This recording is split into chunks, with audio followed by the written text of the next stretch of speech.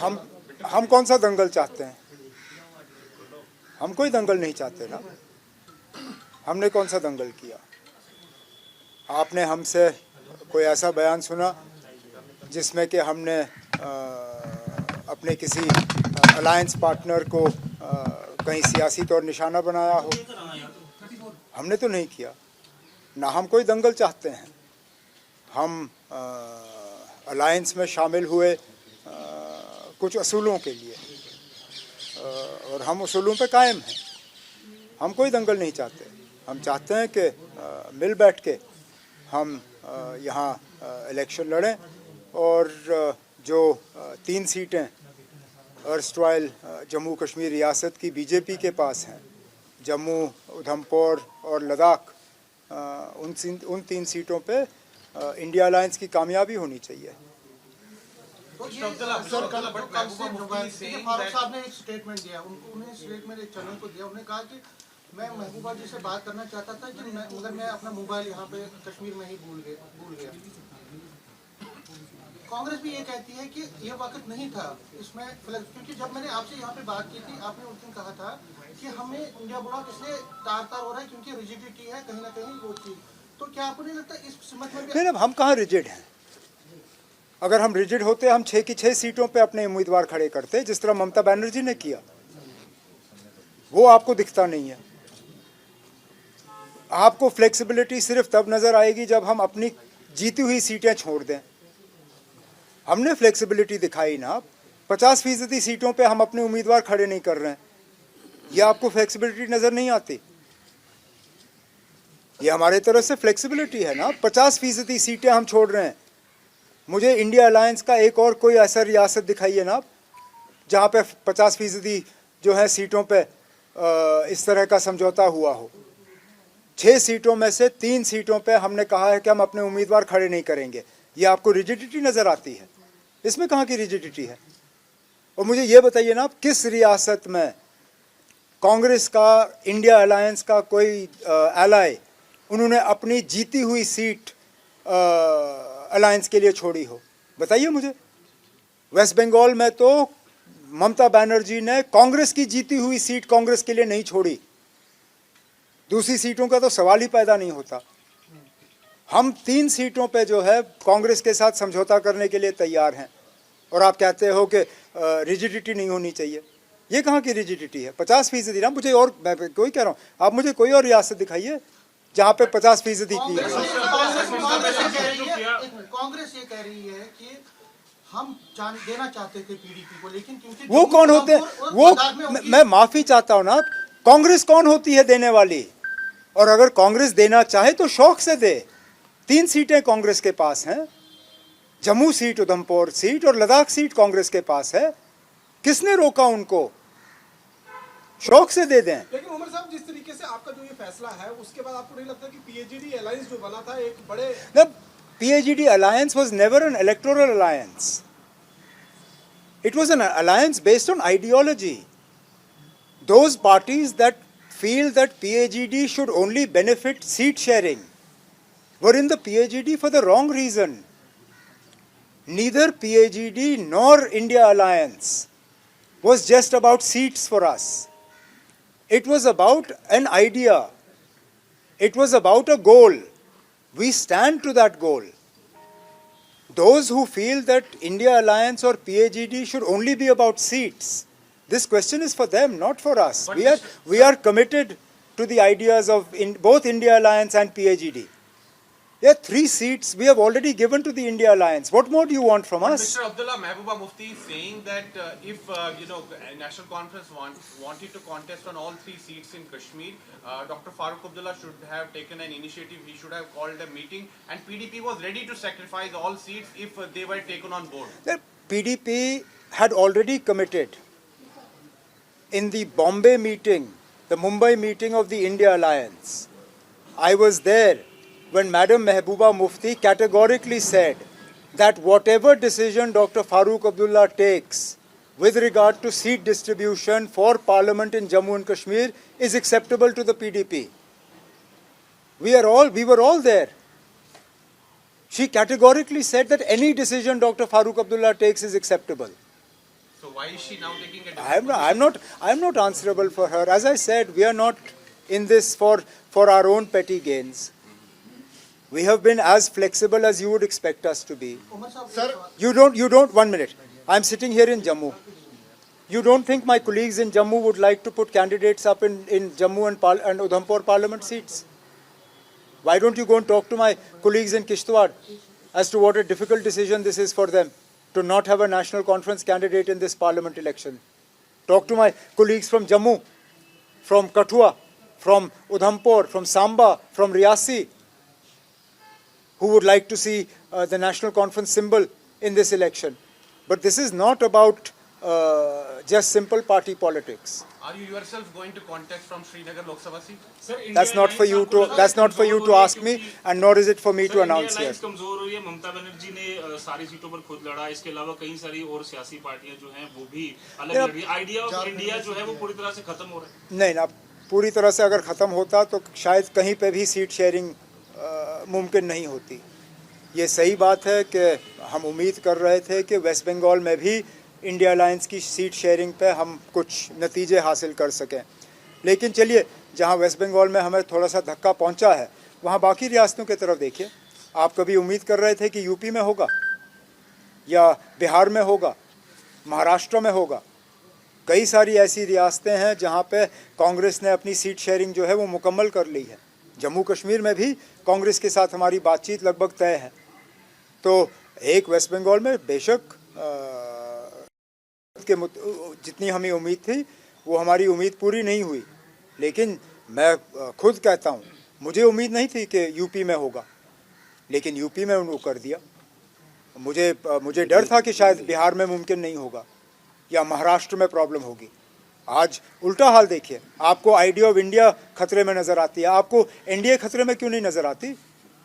आपका महाराष्ट्र का सीएम और डिप्टी सीएम दोनों दिल्ली भाग रहे हैं क्योंकि उनकी सीट शेयरिंग बीजेपी के साथ जो है वो हो नहीं रही है। अगर आइडिया ऑफ इंडिया खतरे में है तो एनडीए भी खतरे में है, वो भी आपको कहना चाहिए। सर, कल जम्मू कश्मीर इलेक्शन कमीशन आने वाला है, क्या आप उनसे मिलेंगे और लोकसभा के साथ विधानसभा चुनाव की मांग मैं नहीं मिलूंगा, लेकिन मेरे पार्टी के जो लीडर हजरात हैं वो मिलेंगे। सदोत्रा साहब भी वहाँ पे होंगे, जम्मू के मेरे जो सूबाई सदर हैं वो होंगे, कश्मीर के भी हमारे 2 लीडर जिनमें सूबाई सदर शामिल है वो होंगे, और सकीना यत्तू साहिबा वो होंगी उस मीटिंग में। हमारी तो एक ही डिमांड है कि लोकसभा के साथ विधानसभा के इलेक्शन होने चाहिए। अगर जम्मू कश्मीर में लोकसभा के इलेक्शन हो सकते हैं तो विधानसभा के क्यों नहीं? कहीं बीजेपी को बचाने के लिए विधानसभा के इलेक्शन जो हैं वो पोस्टपोन किए जा रहे हैं, ये यहाँ के लोगों के साथ सरासर नाइंसाफ़ी है। अगर हालात इस हद तक मौजू हैं कि आप लोकसभा के इलेक्शन करा सकते हो और वज़ीर आज़म साहब के श्रीनगर में आप मुलाजमों को लाके बड़ा बड़ा जलसा कर सकते हो, तो फिर यहाँ पे विधानसभा के भी इलेक्शन हो सकते हैं। इसमें 90 सीटें हैं, इसमें 3 सीटें हैं, उस पर आप कॉम्प्रोमाइज़ नहीं कर पाए, एडजस्ट नहीं कर पाए, अकोमोडेट नहीं कर पाए पीडीपी को। क्या असेंबली इलेक्शंस आप उनके साथ मिलके, क्योंकि आप कहते हैं कि बीजेपी मैंने कांग्रेस को, जब हमारी बातचीत चल रही थी, कांग्रेस को साफ तौर पे हमने कहा कि इस इलेक्शन में पीडीपी को इन 3 सीटों पे एडजस्ट करना मुश्किल होगा क्योंकि गुंजाइश कम है। लेकिन अगर पार्लियामेंट में उन्होंने सही मतलब उनका रोल अच्छा रहा और उन्होंने 6 की 6 सीटों पे इंडिया अलायंस की मदद की, तो ज़रूर उनके साथ आगे जाके एक साथ काम करने के लिए हम दरवाज़ा खुला रखेंगे। मतलब आप देखेंगे कि कितने वोट लेते हैं या कितना वो कंट्रीब्यूट करते हैं इंडिया ब्लॉक को? जाहिर सी बात है। उमर साहब, क्या लगता है कि जो एनडीए जिस तरह से चुनाव लड़ रही है, अगर इंडिया अलायंस की बात की जाए, चेहरा नहीं होने का नुकसान यहाँ हो रहा है, कोई पीएम फेस होगा तो ज़्यादा बेटर परफॉर्म कर पाएंगे? क्या 2004 में पीएम फेस था जब अडवाणी जी हार गए? 2004 था ना? 2019 नहीं ना, अडवाणी जी कब हारे? 4 में हारे। 4 में Advani ji prime ministerial candidate थे, नहीं जीत पाए। उस वक्त शायद ही कोई प्राइम मिनिस्ट्रियल फेस था अलायंस की तरफ से, लेकिन मुझे अभी भी याद है मैं उस वक्त एनडीए में था और प्रमोद महाजन जी अभी ज़िंदा नहीं हैं, ना वाजपेयी साहब ज़िंदा हैं, लेकिन मैं गवाह हूँ जबकि प्रमोद महाजन जी ने वाजपेयी साहब को कहा कि जब तक सोनिया गांधी कांग्रेस के अध्यक्ष हैं आपको यहाँ से कोई हरा नहीं सकता, और उसी इलेक्शन में बीजेपी हारी। तो ये ज़रूरी नहीं है कि फेस होना चाहिए, माहौल पे डिपेंड होता है। अब आगे जाके वोट के टाइम पे माहौल क्या होगा देखना होगा, लेकिन जाहिर सी बात है कि बीजेपी अपने आप में इतनी कॉन्फिडेंट है नहीं तो इस तरह मज़हब का इस्तेमाल करना नहीं पड़ता। 400 सीटें क्लेम कर रहे हैं। वो तो क्लेम तो ना, मैं भी कह रहा हूँ कि हम 6 की 6 सीटें जीतेंगे यहाँ से। बीजेपी वाले भी कहते हैं कि वो कश्मीर की 3 सीटें जीतेंगे, मैं भी देखता हूँ कैसे। Mr. Abdullah, one of the election commissioner. Bharatiya Janata party का कहना है कि जो उन्होंने टारगेट रखा है अपनी बीजेपी का 370 सीट टारगेट का, वो एक एट्रीब्यूट है आर्टिकल एब्रोगेशन ऑफ आर्टिकल 370 को। तो फिर what is your take? Nothing. Mr. Abdullah, Nothing. election Commissioner Arun Goyal tendered his resignation all of a sudden on the eve of the Lok Sabha elections. Now questions are being raised that what is happening with the election commission. How am I to answer what is happening in the election commission? वो आप या तो गोयल साहब से पूछिए या election commission से पूछिए, वो आ रहे हैं यहाँ परसों। अगर इस तरह आपके साथ बैठेंगे तो पूछिए क्या हो रहा है। मैं कौन सा इलेक्शन कमीशन के कमरे में बैठा हूँ कि मुझे पता है वहाँ क्या हो रहा है, मुझे नहीं पता। अच्छा, ये जो कैंडिडेट्स था आपकी पार्टी का, कब तक ये फाइनलाइज कर रहे हैं आप, और कब तक हम ये देखेंगे? हमें कोई जल्दी नहीं है ना, अच्छा, हमें कोई जल्दी नहीं है। जब सही वक्त होगा हम अपने कैंडिडेट्स का ऐलान करेंगे। सुप्रीम कोर्ट ने जो इलेक्टोरल बॉन्ड्स को लेकर एसबीआई को कहा है कि कल तक वो डिस्क्लोज कीजिए, आपको लगता है क्यों डिले किया गया और अभी जो जून तक की डेट मांगी गई थी? सबसे ज़्यादा इलेक्टोरल बॉन्ड्स किस पार्टी ने लिए? अगर किसी को बचाना है तो किसको बचाना है? सबसे कम लेने वालों को तो बचाएंगे नहीं। जाहिर सी बात है वो ये नहीं लोगों को ये नहीं इन्फॉर्म करना चाहते हैं कि एक पर्टिकुलर पॉलिटिकल पार्टी ने कितने बॉन्ड लिए। और एसबीआई पे कंट्रोल किसका है? मेरा तो नहीं है, कांग्रेस का नहीं है, इंडिया अलायंस का नहीं है। जिस पे एसबीआई का कंट्रोल है उन्हीं को बचाने की कोशिश होगी और क्या होगा। लेकिन अच्छी बात यह है कि सुप्रीम कोर्ट ने उनकी बात को बिल्कुल इनकार किया और कहा कि अदालत बंद होने से पहले 12 तारीख को ये सारी इत्तला जो है होनी चाहिए। हम भी देखें किसको कितना मिला, क्योंकि हमें इतना कम मिला कि वो ना होने के बराबर है। हम इलेक्शन कमीशन के लिस्ट में ही नहीं आए, हमें इतना कम मिला। अब मैं जानना चाहता हूँ कि हमसे ज़्यादा खुशकिस्मत कौन है और कितना मिला उनको। उमर साहब, महबूबा मुफ्ती की पार्टी की तरफ से कुछ लीडर्स ने कहा है कि अगर नेशनल कॉन्फ्रेंस सीट्स नहीं देती है साउथ कश्मीर वाली, या कोई नहीं बनता है इसके बीच में दोनों पार्टियों के बीच में, तो महबूबा मुफ्ती सीधे आपके खिलाफ चुनाव लड़ेंगी और नेशनल कॉन्फ्रेंस को भी जीतने नहीं दिया जाएगा। एक तो ये बड़े अफसोस की बात होगी क्योंकि इंडिया अलायंस पर्सनालिटीज़ के बारे में नहीं था। अगर वो अपने नुकसान कराए तो ठीक है, अगर वो पूरा इंडिया अलायंस का नुकसान कराना चाहती है तो मैं इसमें क्या कह सकता हूँ। जहाँ तक वो सीधा मेरे ख़िलाफ़ जो है इलेक्शन लड़ने के बारे में बात कर रहे हैं, पहले तो मुझे ये भी नहीं पता कि मैं इलेक्शन लड़ भी रहा हूँ या नहीं। उसके बाद मुझे ये नहीं पता कि मैं कहाँ से लड़ रहा हूँ। अगर ये तय होता है मेरी पार्टी के तरफ से कि मुझे लड़ना है, उसके बाद जिसकी मर्ज़ी है आके लड़ें। मैं कौन होता हूँ किसी को रोकने पे? आप आइए, ये आए, कोई भी आ जाए। जमहूरियत है, खुली छूट है कि जो भी अपनी किस्मत आजमाना चाहे वो आजमाए।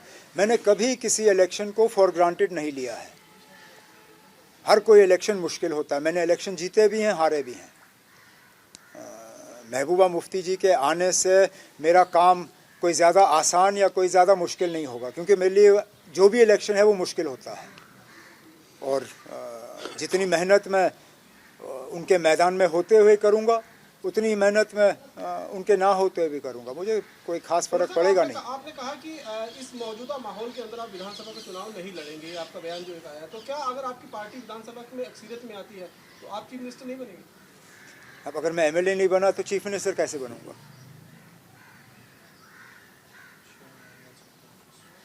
सीधी सी बात है ना। अपर हाउस तो है नहीं हमारे पास, है? 6 महीने बाद भी तो लड़ सकते हैं। 6 महीने के अंदर री-इलेक्शन। अगर मुझे 6 महीने बाद लड़ना होता तो मैं पहले ही लड़ता ना। फिर मैं क्यों नहीं लड़, फिर क्या, फिर मैं लोगों को बेवकूफ़ बना रहा हूँ कि उसी असेंबली में फिर क्योंकि मैं चीफ मिनिस्टर बना तो मैं जा रहा हूँ, नहीं बना तो मैं बाहर रहूँगा। मैंने जैसे आपसे कहा, मैं बार बार ये बात दोहराता हूँ, मुझे इन हालात में और इस माहौल में और इस पूरे कॉन्स्टिट्यूशनल जो हमारी पोजीशन है इसमें मैं विधानसभा में जाने के लिए तैयार नहीं हूँ, सीधी सी बात है। उमर साहब, बीजेपी एमपी अनंत कुमार हेगड़े ने एक बयान दिया, उन्होंने कहा कि 400 सीटें चाहिए कॉन्स्टिट्यूशनल में बदलाव करने के लिए। इस स्टेटमेंट को आप किस तरह से देखते हैं? मैंने उनका ये बयान सुना नहीं है, दिया होगा तो ठीक है, मुझे नहीं पता वो कौन सा बदलाव लाना चाहते हैं, लेकिन मैंने उनका ये बयान सुना नहीं है। और अभी तक तो वो सिर्फ 370 की बात कर रहे थे, अब 400 पे आ गए हैं, पता नहीं कितना और आगे जाएंगे। अमित शाह जी ने अभी कहा है कि सीए भी लाएंगे इलेक्शन से पहले, उसके लिए जो प्रावधान है वो इम्प्लीमेंट किए जाएंगे, उसको लाएंगे। किस तरह की चीज़ पर अभी तक लाया क्यों नहीं, किस चीज़ का इंतज़ार था? ज़रा जो पहाड़ी रिजर्वेशन का नोटिफिकेशन है ज़रा वो भी निकालिए ना, हम भी जानना चाहते हैं आप इसको इम्प्लीमेंट कैसे करेंगे, किन किन को आप पहाड़ियों में शामिल कर रहे हैं। अभी मैं कई अपने पहाड़ी साथियों के साथ आज मुलाकात कर चुका हूँ, सब परेशान हैं, कोई नहीं जानता है कि कौन पहाड़ी होगा कौन नहीं होगा, रिजर्वेशन का क्या प्रोसेस होगा, किन लोगों को इसमें शामिल किया जाएगा। ज़रा पहाड़ी रिजर्वेशन का भी सीए के साथ पहाड़ी रिजर्वेशन का भी आप एसआरओ निकालिए, क्यों नहीं निकाल रहे हैं? कहीं ऐसा ना हो कि आप जो कर रहे हैं पहाड़ियों के लिए वो उनके फ़ायदे की बात होगी नहीं, और ये आप इलेक्शन से पहले उनको धोखा दे के उनके वोट लेने की कोशिश कर रहे हैं, और इलेक्शन के बाद आप ये नोटिफिकेशन निकालेंगे जबकि उनको आपने धोखा दिया होगा। इलेक्शन से पहले निकालिए नोटिफिकेशन, ताकि हमें भी पता चले कि जो पहाड़ियों का रिजर्वेशन का आप डंडोरा पीट रहे हो उसको इम्प्लीमेंट कैसे करेंगे, कहाँ से आएगा ये 10%। कहीं ऐसा ना हो कि 10% देने के लिए आप आरबीए और एएलसी काट रहे हो, तो 10% देने के लिए इनके 20% कटेगा। लाइए सीए, उसके साथ ये जो पेंडिंग है पहाड़ी एसआरओ, पहाड़ी एसआरओ भी लाइए, ताकि हम भी देखें कहाँ से आ रहा है ये पहाड़ी रिजर्वेशन, क्योंकि हमें कई सारे खदशात हैं इसको लेके, इसकी इम्प्लीमेंटेशन में। मुझे लगता है कि पहाड़ियों को बहुत बड़ा धोखा दिया जाएगा, और इसलिए इलेक्शन से पहले आप सब बैठे हैं, कैमरा है, मैं आपसे कह रहा हूँ ना, इलेक्शन से पहले ये पहाड़ी का एसआरओ नहीं निकालेंगे, क्योंकि उनको पता है कि अगर एसआरओ निकला पहाड़ियों को पता चलेगा कि उनको इसमें से कुछ नहीं निकलना है, तो ये हवा बना रहे हैं रिजर्वेशन का, नुकसान होगा जब एसआरओ निकलेगा इनका। इलेक्शन से पहले ये एसआरओ नहीं निकालेंगे। उमर साहब, अलायंस ना करने की वजह पीडीपी के साथ ये भी है कि एनडीए के साथ अब हम किसने कहा अलायंस में हम नहीं कर रहे हैं? हमारे पास सीट देने की गुंजाइश नहीं थी, हमने अलायंस नहीं तोड़ा। हमने कहा ना, इन 6 सीटों में 3 सीटें पहले से ही अलायंस में हैं, 3 सीटें और हैं। उन 3 सीटों पे जो मुझे अभी लगता है पीडीपी के जीतने की गुंजाइश कम है, जम्मू, उधमपुर और लद्दाख में गुंजाइश कम थी, अलायंस हमने नहीं तोड़ा। हमने कब कहा कि हम अलायंस में नहीं हैं या हम अलायंस तोड़ रहे हैं? हम तो आज भी कहते हैं कि इंडिया अलायंस को कामयाब करिए, हम पार्लियामेंट इलेक्शन के लिए, अपने असेंबली इलेक्शन के लिए अपने दरवाजे खुले रखेंगे। सज्जाद लोन ने आपको टारगेट किया, उन्होंने कहा कि उमर साहब को बताइए कि आपने जब जीता था तो 40,000 कुछ वोट मिले थे। उनका एक कल आया है वीडियो, उनका बाइट आया है, वो कह रहे हैं कि उस सवाल पे जो आपने प्रेस कॉन्फ्रेंस कहा था कि जो महबूबा जी है वो 3रे नंबर पे आई थी, उन्हें कहा कि इससे क्या है, उनको ये बताइए कि उनको जब इलेक्शन में उन्होंने जीता था वो भी 40,000 कुछ वोट्स आए थे, तो आए थे ना 40,000। वो कह रहे हैं कि ये मापदंड नहीं हो सकता है कि आप यार, इलेक्शन में अगर वोट मापदंड नहीं होता फिर क्या होता है? What else do you count in election other than votes? What is he? He is the candidate from North Kashmir. What is he going to count? Is he going to ask people to put their hands up? Is he going to take a voice vote? What do you count in an election? As far as I know, I fought a few. All you count is the ballots in the ballot box or in the machine. There is no other way of counting. So, I mean, what ridiculous notion is this, that you don't count votes? That is no indicator. What is an indicator then? Sajad Lone साहब खुद लड़ रहे हैं वहाँ पे, वो मुझे बताए ना, what is he going to use to indicate? Umar साहब जिस किसी के इशारे पे वो बात कर रहे हैं क्या आपको लगता है? उमर साहब जिस अनंतनाग मत मुझे इन हेडलाइनों में डालिए ना। उमर साहब जिस अनंतनाग लोकसभा सीट को लेकर इंडिया अलायंस के बीच में खींचतान हुई और अब वो टूट के कगार पर भी पहुंच चुकी है, क्योंकि पीडीपी ने कहा है कि हम इंडिविजुअल कैपेसिटी में हम इलेक्शन जो है वो लड़ेंगे। भारतीय जनता पार्टी की भी नज़र जो है कश्मीर घाटी में एंटर करने को उसी सीट पर लेकर आए। जिस तरीके से डिलिमिटेशन में सीटों को चेंज किया गया, रजौरी कुंज को उसके साथ मिलाया गया, पहाड़ियों को भी रिजर्वेशन दिया गया, आपको लगता है कि जो रणनीति भारतीय जनता पार्टी ने अपनाई है, इंडिया ब्लॉक की जो फूट पड़ी है, उससे वो कहीं ना कहीं कामयाब होते हुए नजर आ रहे हैं? नहीं।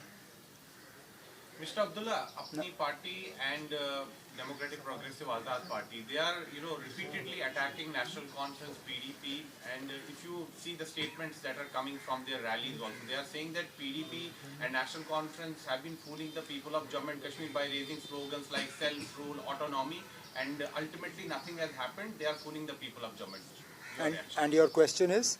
Your reaction to that? I don't have one.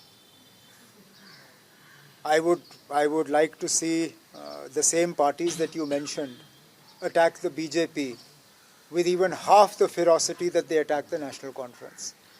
That in itself tells you their agenda. Who knows this better than you? Every time you need a statement, you go running to them. You know better what their agenda is. I should be asking you, not you asking me. We know what their agenda is. जब चुनाव होंगे, आपको क्या लगता है कौन से वो महत्वपूर्ण मुद्दे हैं जो जम्मू कश्मीर के लोगों को लिए आप लोग लेके जाएंगे सामने?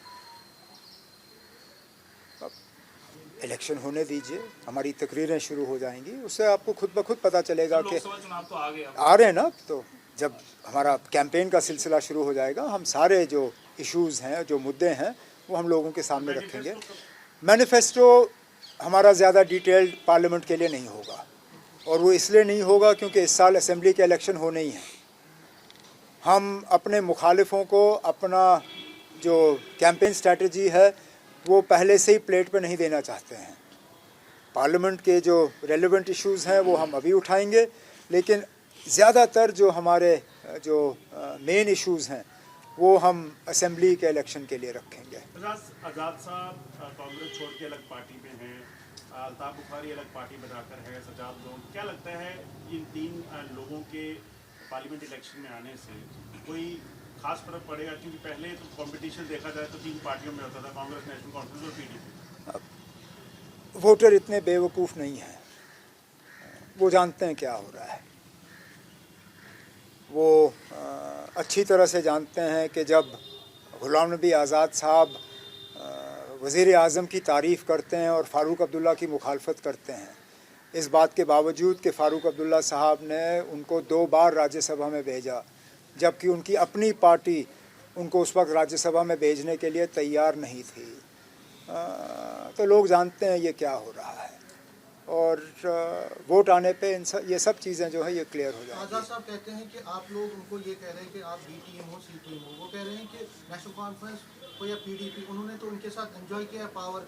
वो ए टीम। अरे आज़ाद साहब ने भी हमारे साथ पावर एंजॉय किया, भूल गए वो?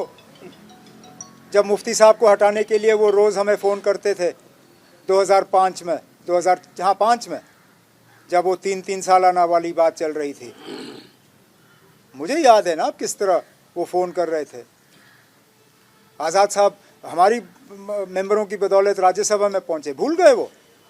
मुझे अच्छी तरह से याद है किस तरह मैडम शमीमा जी ने उस वक्त फ़ोन करते हुए फ़ारूक साहब के साथ वो फ़ोन पे रो पड़ी, शुक्रिया करते हुए कि आपने दोबारा गुलाम नबी आज़ाद साहब को एक नई सियासी ज़िंदगी दी। वो ना, अब चलिए वक्त बदल गया, वो भी बदल गए, अब नए हालात बन गए हैं, उनकी नई मजबूरियां हैं, लेकिन उनको भूलना नहीं चाहिए कि उन्होंने भी हमारे वजह से काफ़ी एंजॉय किया। 12 साल हमारी वजह से राज्यसभा में रहे, एंजॉय किया। जिस घर में वो आज रह रहे हैं दिल्ली में, वो भी हमारे वजह से आज भी वो एंजॉय कर रहे हैं, जिस पे वैसे तो उनका कोई हक नहीं बनता था, लेकिन किस वजह से उनको दिया गया। मुझे याद है कितनी जल्दी फ़ारूक अब्दुल्ला साहब को अपने मकान से निकाला।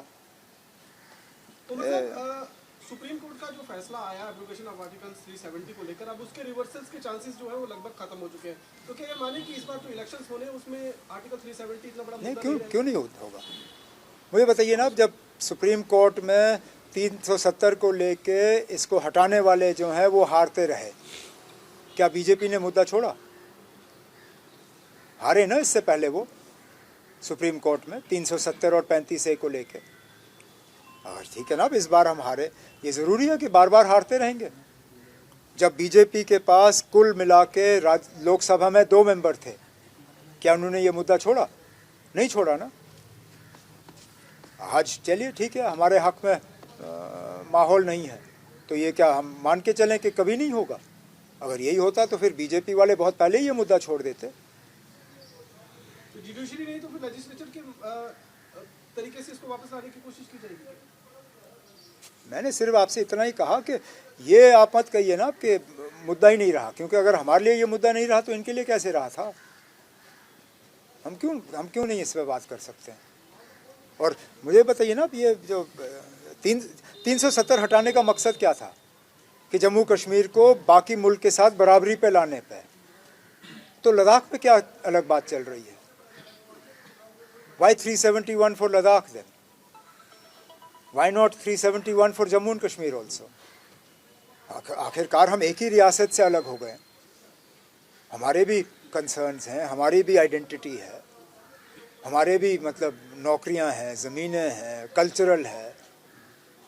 अगर उनके लिए और उनके साथ 371 पे, तो हम कहीं ना कहीं हम पे भी, हमारे साथ भी, तो हम भी इन इश्यूज़ को ज़िंदा रखेंगे। और इन पे आगे जाके बीजेपी को कितने साल लगे? 30, 35, 40, 50?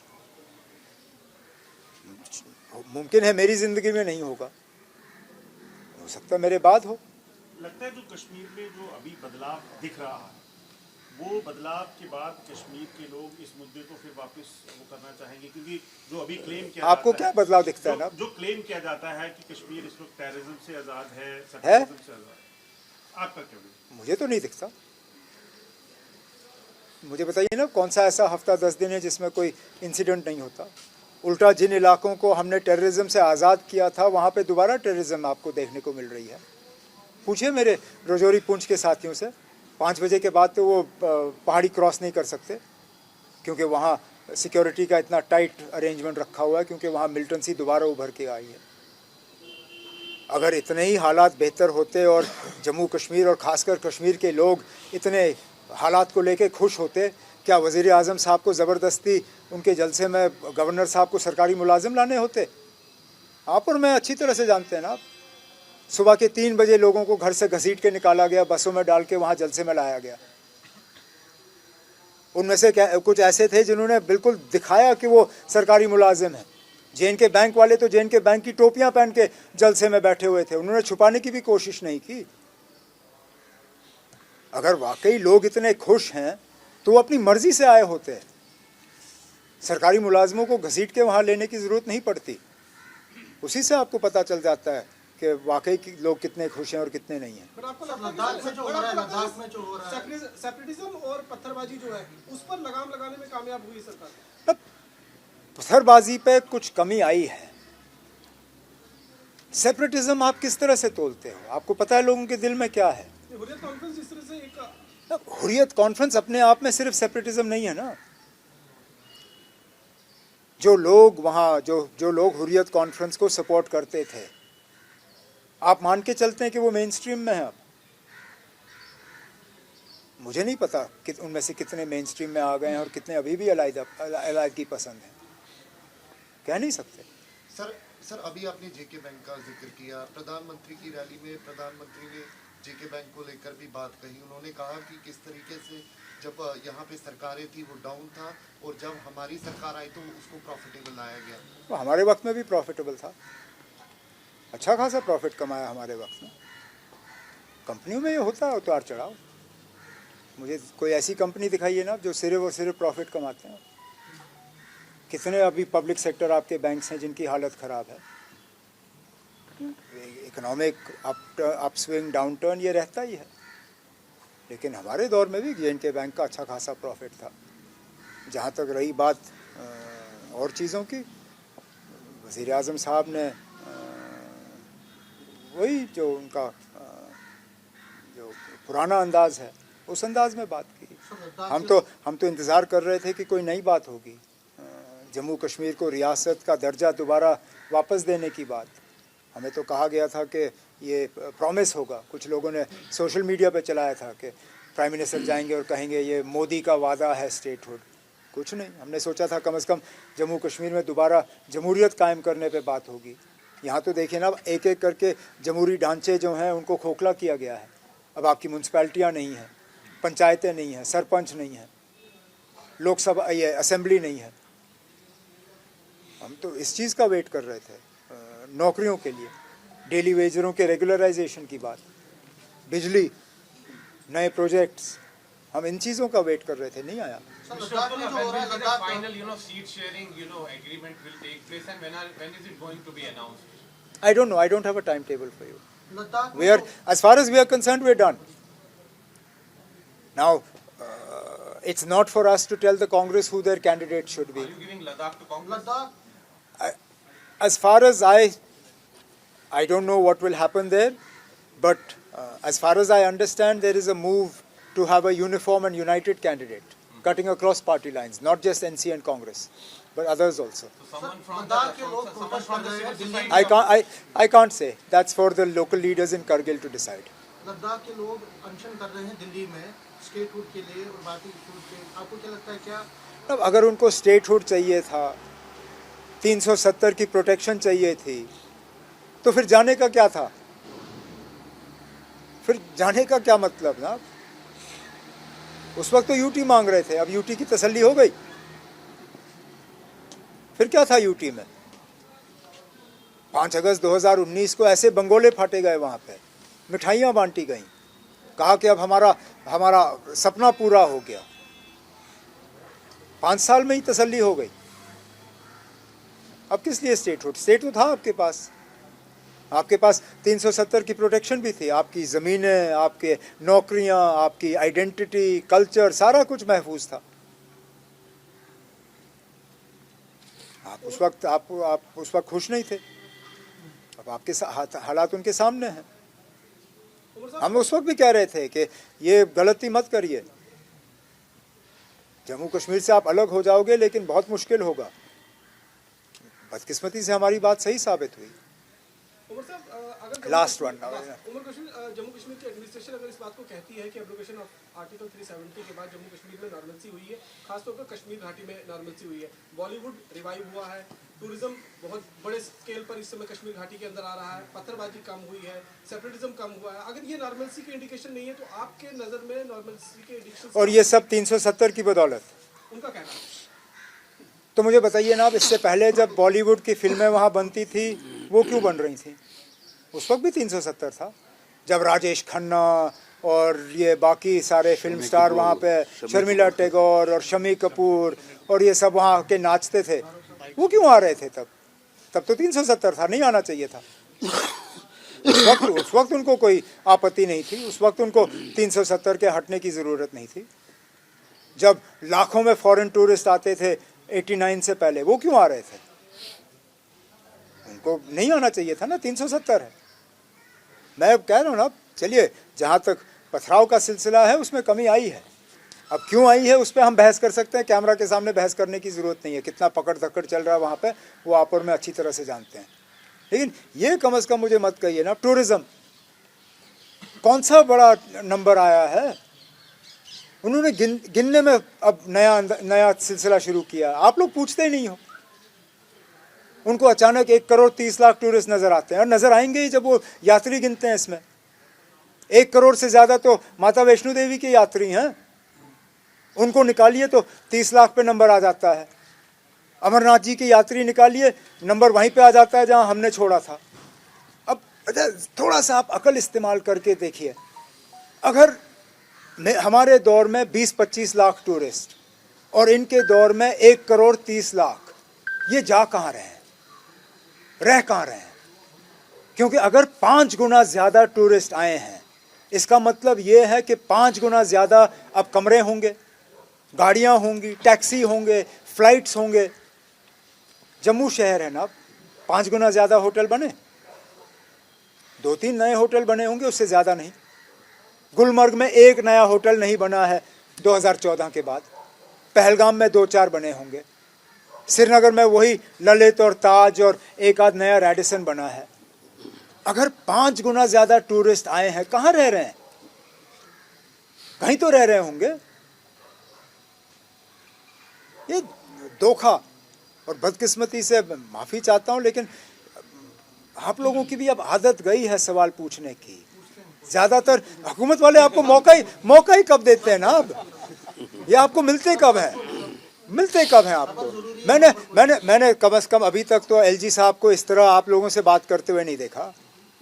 अरे ना, हमारे कश्मीर के कार्टून वाले डरते हैं एलजी साहब का कार्टून बनाने से। मुझे याद नहीं है जब से ये बने हैं इनका कभी कार्टून बना होगा। मुझे हुकूमत छोड़े हुए अब 10वां साल चल रहा है।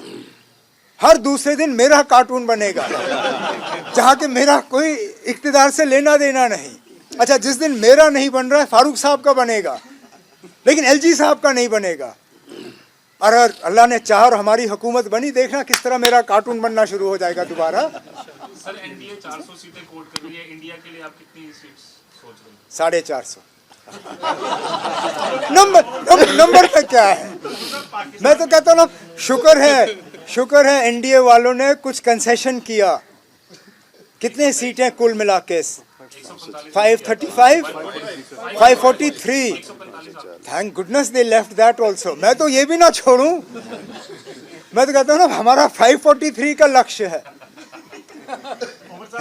आप क्या कर सकते हो इसमें? पाकिस्तान में नई सरकार बनी है, आप कैसे देखते हैं उसे? क्योंकि पहले दिन ही प्राइम मिनिस्टर जो बने शहबाज शरीफ, तो उन्होंने जम्मू कश्मीर को और फिलिस्तीन का बोला, कश्मीर और फिलिस्तीन का राग उन्होंने पहले दिन अलापा बोल दिया।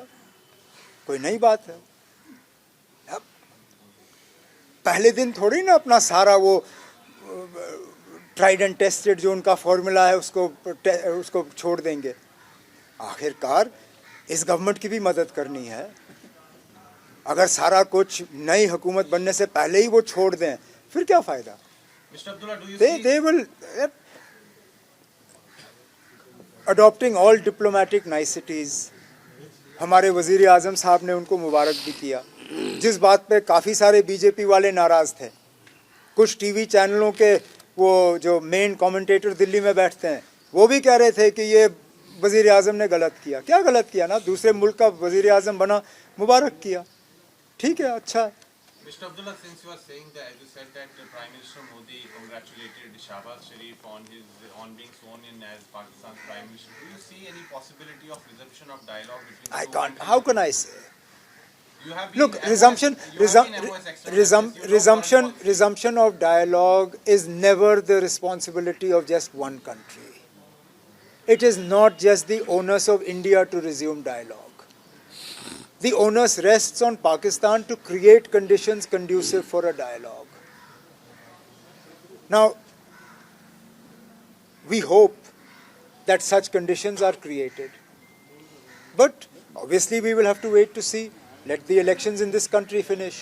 Let a government be sworn in. Let us see how the situation develops. Look, the BJP will find itself in its own trap. If terrorism is over, if separatism is over, if Jammu and Kashmir is normal, then why can you not talk to Pakistan? But if you're not talking to Pakistan, then we will assume things are not normal. And if they are not normal, then you're lying to people. Let BJP itself decide. अगर जम्मू कश्मीर में सारा कुछ ठीक है, पहले तो आप assembly election कराइए। अगर सारा कुछ ठीक है तो फिर बातचीत के लिए फिर माहौल तैयार है। पर गवर्नमेंट से